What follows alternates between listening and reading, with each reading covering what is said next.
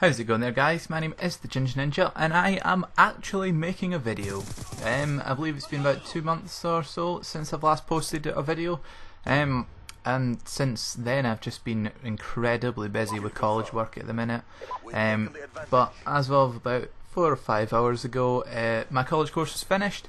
I've passed and I'm now a fully qualified computer technician person. Yeah, there you go.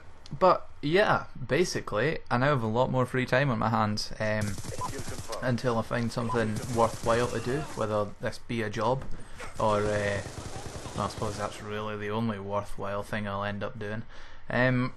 But until then, I have a lot of spare time, so I thought, why not just start uploading some more videos again to my YouTube channel. Not done that in a while. But you know, it's a good time to start uploading the videos again with all the next gen talk and reveals going on and all the rest of it. I've already made my decision and I'm going to be purchasing a PlayStation 4 come the end of the year, whenever it is whenever it is that they're released.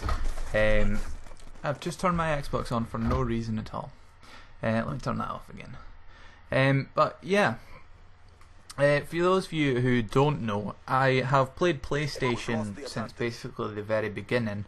I only got my Xbox in October of 2010 because a lot of the guys that I was friends with in real life and talked to online and all that, they played on the Xbox, so it made sense for me to transfer over to the PlayStation from the Xbox, because obviously I could play with my friends and all that, which obviously is not one of the main reasons I game, but it's quite important.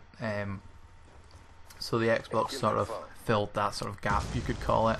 And then I think we were planning on all sort of getting Xboxes again come the next gen, but then when Microsoft announced their DRM policies and they're always on and all that other stuff, it put a lot of us off, and we're going, some of them in their cases it's their first time on PlayStation, but I'm going back to PlayStation because it just seemed like a whole lot of a better console. The DRM is, I don't want to say there's no DRM because it's down to the publishers on the PlayStation if there's DRM or not, whereas on the Xbox it's just there was DRM. But yeah, I know sort of today's Thursday, this is when I'm recording this, and last night Microsoft announced that they were sort of taking off the DRM requirement and the always on and all the rest of it. But in my opinion, although it's a good move, it has came a little bit too late to convince me to buy an Xbox, because we've already decided obviously that we're going for PlayStation. The only thing I'll miss about the Xbox is the timed exclusive DLC for Call of Duty. Everything else is sort of met by the PS4. I would like to play Forza, but I can do without that. None of the other exclusives on the Xbox really sort of held my attention because I've never been much of a Halo guy.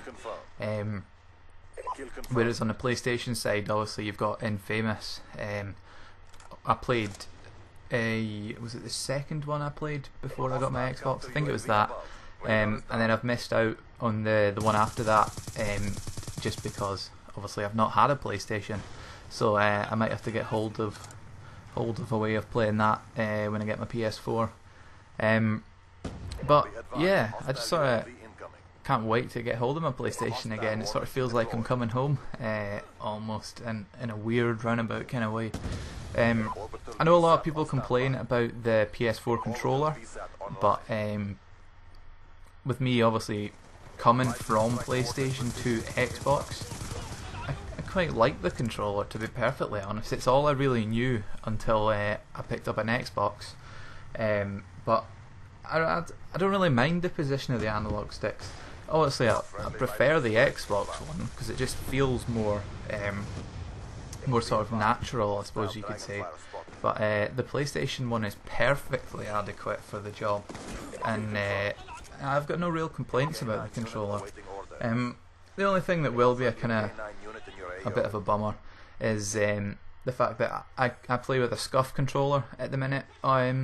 and obviously that's an investment that I'll not be able to take over onto the PlayStation with me. But fortunately, I'll still be able to use my Astro A50 headset, because it's just an optical input even, which obviously will work on the PlayStation as well as the Xbox One. I don't know what was going on here. The minimap showed there was a tag, but I couldn't find it, so I eventually just sort of gave up and ran away again. I did go back into theatre after this game and looked, but I couldn't actually see a tag at all, so I'm not quite sure what was going on there.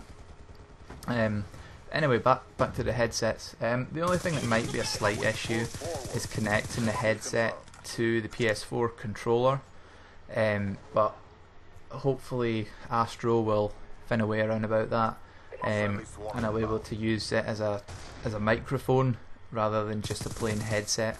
But it's really my only two sort of major concerns, as it were, coming from the Xbox to the PS4, because everything else is really met by the PS4 and exceeded in a way as well. The exclusives are always nice, but they're not the deciding factor on why I would buy a system or why not. I really only just went with the PS4 for the DRM reasons, because I like to play a lot of used games, just like cheap ones that I can just buy for £5–10, something like that, and then trade them in again when I'm done. And obviously with the Xbox you wouldn't be able to do this unless unless the specific publisher said that you would be, which was a bit annoying for me.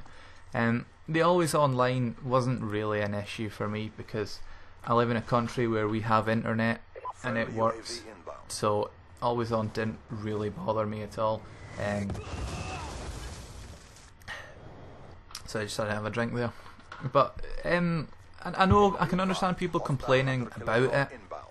Obviously I know the internet's not great in certain parts of the world, and people also complaining that Xbox Live will only be available in, I think, is it 21 countries or something at launch, and then obviously you need to connect to the internet to set it up.